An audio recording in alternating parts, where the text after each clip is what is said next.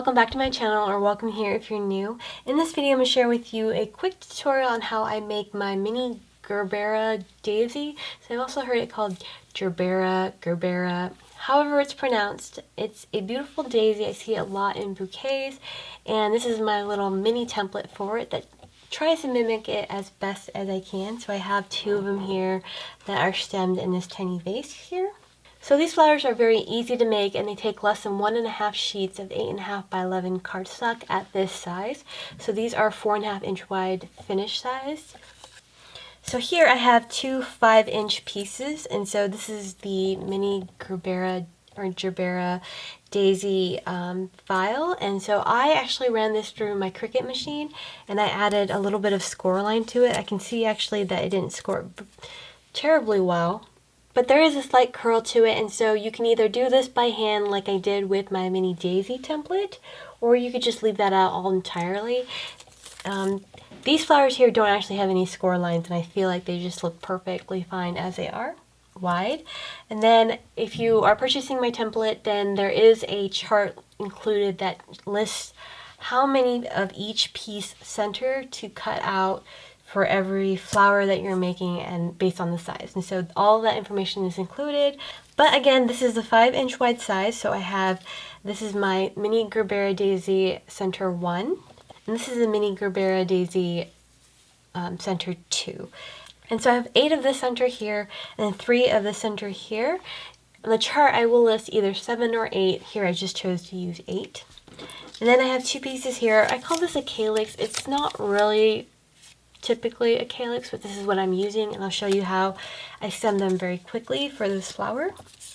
I do include a leaf file, but I had not cut it out, and I'm not using it in this video, but you could just add leaves to your stem flowers or just to your overall finished flowers too if you'd like. But in terms of actually putting it together, it's actually super easy and it goes by really quick. So like the daisy, all I do is I take a curling tool. Here I'm using a knitting needle, and then I just curl from underneath. So I'm just curling from underneath. I have the knitting needle underneath the petal, and then I'm slightly just dragging the knitting needle across, so that gives it a slight curl. The petals go under the flower, and it's very slight. I am not pulling it necessarily. I'm not adding a nice thick. I'm not really trying to go for a really large angle in terms of the curl. It's just very slight to get the ends curled downwards, right? And I do that for both. You can stack the 2 pieces together and do it all at once. I just wanted to do it separately. So it actually goes very quickly since you're only using 2 pieces per flower. And once you have it curled, all you need to do is just bend the petals at the base. So this is, again, similar to what I do in my daisy template. So you just do that for all petals, and what I do is I just kind of gently push the petals to the center. I'll do the same for this one here. And when you stack these 2 together and do them all at once, this goes much easier. So here, I like to sort of just hold it like that so that the petals are kind of pushed inwards. To me, that looks like the daisy. And then all I do from here is just glue the 2 together. So I just add a little bit of glue to the center. So I want the petals from the top layer to sit between the petals in the previous layer, like that. It gives me a fuller looking flower. In the mini daisy template, I do flip out the ends here. I'm going to leave them as they are. And then I still kind of use my hand. I create sort of a circle, and that kind of helps push it up. To me, it just shapes it a little bit. There's really no point in doing that otherwise, really. But that's my daisy. Petal there, and all I would do is just work on the center. So I have 8 pieces for the center, and all I do first is actually just glue the ends together. This is what I do for my sunflowers as well. There's a tiny tab at every strip, so I just add a dot of glue and then just connect all the pieces. That way I can just roll all at once, rather than roll and then add another strip, roll and add another strip. You can do this however you like. I just feel that it makes it easier if I just glue them all together at once. So now that I have all the pieces attached, I use the quilling tool to just start rolling the center, and this just helps. If you have one, then it just helps start the rolling process. If you don't, it really doesn't matter. You could just start it by grabbing the ends and rolling it as best as you can. I typically do not use the quilling tool the entire way. It just, to me, I don't like the way that it rolls as the center gets thicker. So I just use 2 fingers, one on top, one on bottom, and then I roll with both hands. That just keeps it nice and tight together.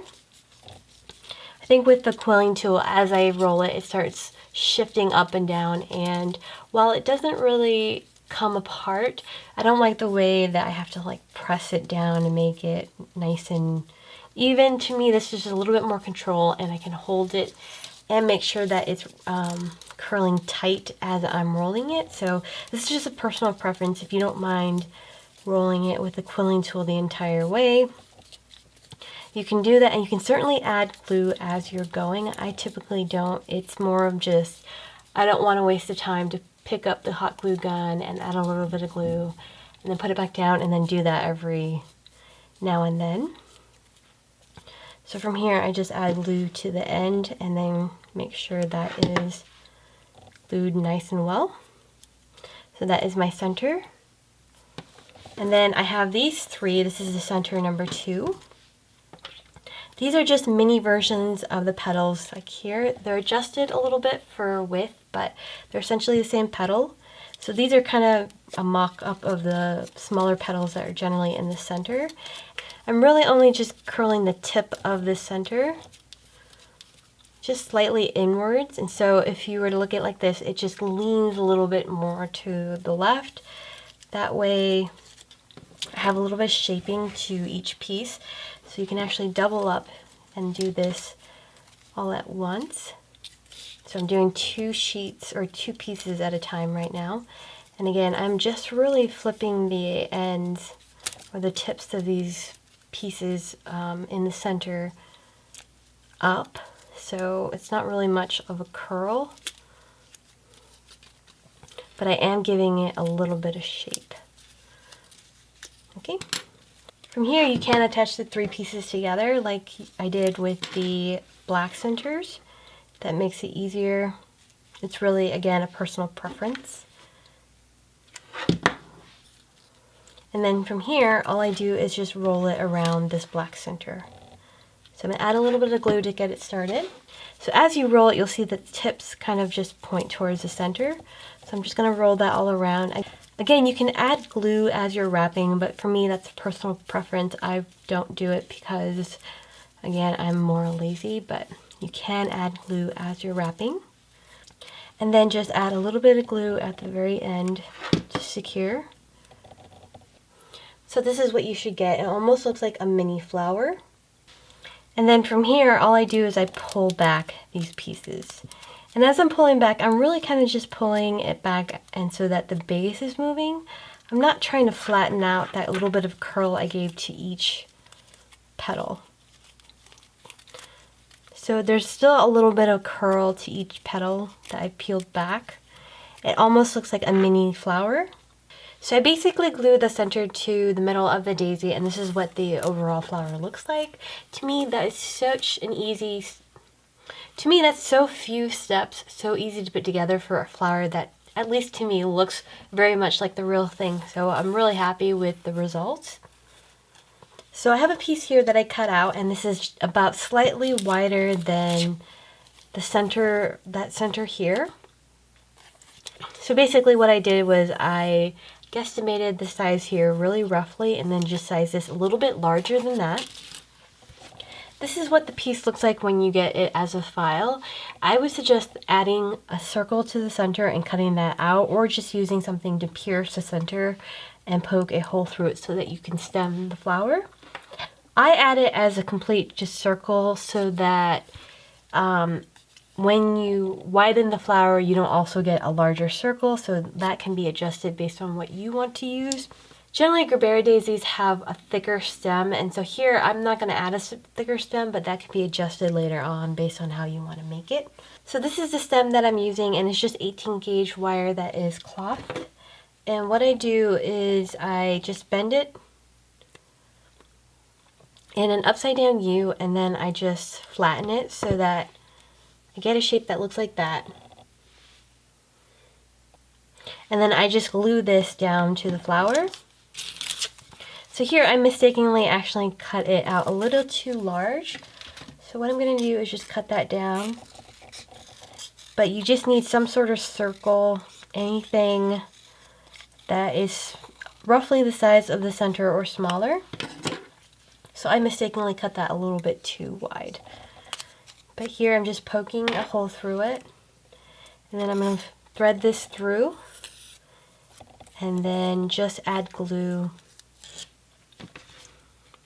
And this is how I'm going to add the stem to this flower. So the circle just serves to hold down the wire there. And while that dries, I'm just going to just let that sit. So here I just cut where this sort of like a valley. So this is a peak and this is a valley. I just cut across. And then I'm going to cut 4 pieces out of this. Like that. And then what I'm going to do is I'm going to overlap it also by about 4 little peaks. And so this is what I count as 1, 2, 3, 4. So if I were to cut it, that would be where I would cut. But I'm also overlapping it about by 4. This gives me more of a triangle shape. And in this way, I'm adding more of what looks like a calyx, or how the back of a flower or a Gerbera daisy looks. It's not quite realistic, but it's something that is easy and can help mimic. Okay, so from here, I would just thread this through. And you can see if I pushed it all the way, it covers up most of that back center. So all I do is I bring it back down and then just add glue all over. I'm just going to try to get as much as I can on the little tips, but not too much glue at the tips, just trying to get it all around. And carefully just push it all the way up. And then press down on the areas that you added glue. And there you have the finished like calyx underneath the flower, which I think finishes off very nicely. And if you're adding it to a bouquet, it's just a little touch that makes it look a little more realistic. So that is a mini Gerbera template, and it's very easy to make. I do have the template listed in my Etsy shop. It'll be linked down below. Let me know if you have any questions or comments down below in the description box, and thank you so much for watching. Bye!